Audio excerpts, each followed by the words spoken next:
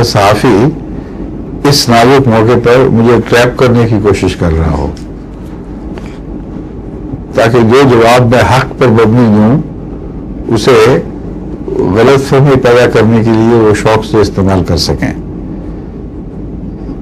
اس لیے دو قومی نظریہ کا صرف یہ میں جواب دے سکتا ہوں کہ اسلام ایک عالمی مذہب ہے، علاقائی مذہب نہیں ہے، اور کوئی نظریہ جو اس نظریے سے ٹکراتا ہے اس حد تک وہ ناقص ہو جائے گا۔ جو قرآن کریم کے یہ عالمی حیثیت کو مجروح کر رہا ہو اور اس کو ملکوں سے باندھ دے، ایسا نظریہ قرآن کریم سے ٹکرانے کے جرم میں رد ہو جائے گا۔ اب یہ بحث کہ یہ نظریہ کس حد تک ٹکراتا ہے یا ٹکراتا ہے بھی کہ نہیں،